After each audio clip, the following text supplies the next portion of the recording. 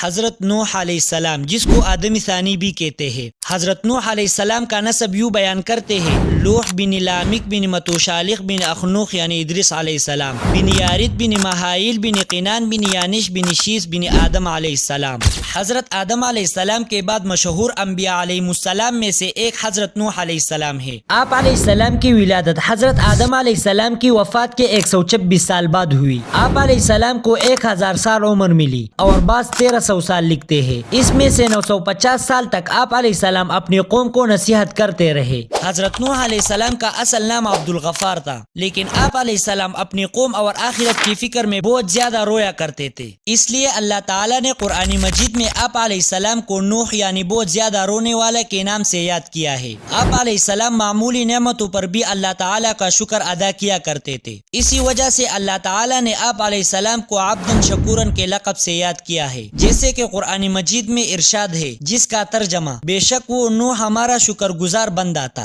حضرت نوح علیہ السلام کا اللہ رب العزت نے قرآن مجید میں 43 مقام پر ذکر فرمایا، اور قرآن مجید کی ایک سورت آپ علیہ السلام کے نام پر ہے۔ اللہ تعالیٰ نے حضرت آدم علیہ السلام کی اولاد میں خوب برکت فرمائی، اور آدم کی اولاد سے بہت سی بستیاں آباد ہو گئی۔ تمام لوگ سابقہ انبیاء علیہ السلام کی تعلیمات کے مطابق صرف اللہ تعالیٰ کی عبادت کرتے اور اس کے ساتھ کسی کو شریک نہیں ٹھہراتے تھے۔ آدم کی اولاد کا اللہ تعالیٰ کی عبادت کرنا شیطان پر بہت گرا گزرتا تھا، اور وہ اس سوچ میں تھا کہ کسی نہ کسی طرح اولاد آدم کو گمراہی میں مبتلا کر کے اللہ تعالیٰ کی رحمت سے دور کیا جائے۔ شیطان کو یہ معلوم تھا کہ شرک بہت بڑا گناہ ہے جس پر اللہ تعالیٰ بہت زیادہ ناراض ہوتے ہیں، اس لیے انسانوں کو شرک میں مبتلا کرنے کے بارے میں سوچنے لگا۔ آخرکار اس نے قوم نوح میں سے جو نیک لوگ فوت ہو چکے تھے ان کے نام پر شرک کو رائج کر کے لوگوں کو سیدھی راہ سے ہٹا دیا، جیسے کہ قرآن مجید میں ارشاد ہے، اور انہوں نے کہا کہ تم اپنے معبودوں کو ہرگز نہ چھوڑنا، تم ود، سوا، یغوث، یعوق اور نصر بتوں کو نہ چھوڑنا۔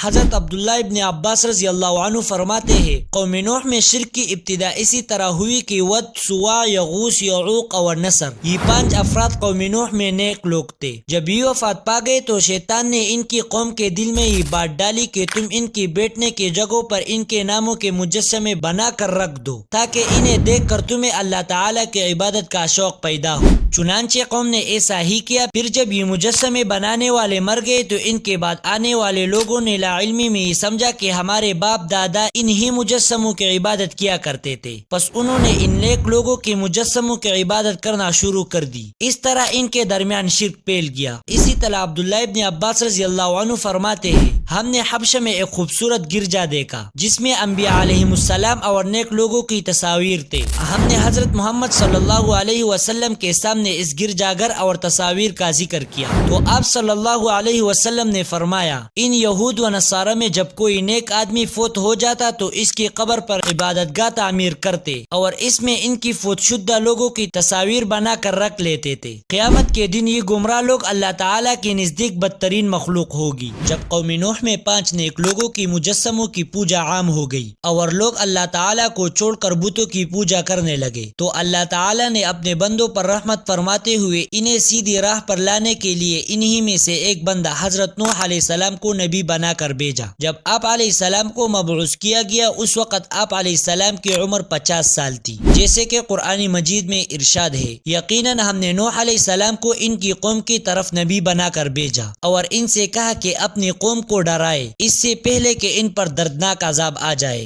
رسول اکرم صلی اللہ علیہ وسلم نے فرمایا، لوگ میدان محشر میں نوح علیہ السلام کے پاس بھی جائیں گے اور کہیں گے کہ اے نوح، آپ زمین والوں کی طرف بھیجے جانے والے پہلے رسول ہیں، اللہ تعالیٰ نے آپ کا نام عبدن شکورن شکر گزار بندہ رکھا، آپ ہماری شفاعت فرمائے۔ نوح علیہ السلام یہ کہتے ہوئے معذرت کر لیں گے کہ اللہ تعالیٰ آج بہت زیادہ غصے میں ہے، اس سے پہلے کبھی اتنے غصے میں نہیں آئے تھے اور نہیں بعد میں آئیں گے۔ جب اللہ تعالیٰ نے حضرت نوح علیہ السلام کو نبی بنا کر بھیجا تو انہوں نے اللہ تعالیٰ کے حکم کے مطابق سب سے پہلے اپنی قوم کو اللہ تعالیٰ کی توحید کی طرف بلایا، اور وہ لوگ اللہ تعالیٰ کے ساتھ جنہیں شریک ٹھہرا رہے تھے ان کی عبادت کرنے سے منع کیا، جیسے کہ اللہ تعالیٰ کا ارشاد ہے۔ نوح علیہ السلام نے کہا کہ اے میری قوم، بے شک میں تمہیں ڈرانے والا ہوں، یہ کہ تم اللہ تعالیٰ کی عبادت کرو، اس کے عذاب سے ڈرو اور میری اطاعت کرو، وہ تمہارے گناہ معاف فرما دے گا اور تمہیں ایک مقررہ مدت تک مہلت دے گا۔ بلا شبہ اللہ تعالیٰ کا وعدہ جب آ جاتا ہے تو اس میں تاخیر نہیں ہوتی، کاش کہ تم یہ بات سمجھ لیتے۔ نوح علیہ السلام نے کہا کہ اے میری قوم، مجھے بتاؤ کہ اگر میں اپنے رب کی طرف سے واضح دلیل پر ہوں اور مجھے اس نے اپنے پاس سے رحمت عطا کی لیکن وہ تمہاری نگاہوں میں نہیں آئی، تو کیا میں تمہیں اس کو ماننے پر مجبور کر سکتا ہوں جبکہ تم اسے ناپسند کرتے ہو؟ رسول اللہ صلی اللہ علیہ وسلم کی حدیث ہے کہ میں تمہیں دجال سے ڈراتا ہوں، اور کوئی نبی ایسا نہیں گزرا جس نے اپنی قوم کو دجال سے نہ ڈرایا ہو، یہاں تک کہ نوح علیہ السلام نے بھی اپنی قوم کو دجال سے ڈرایا،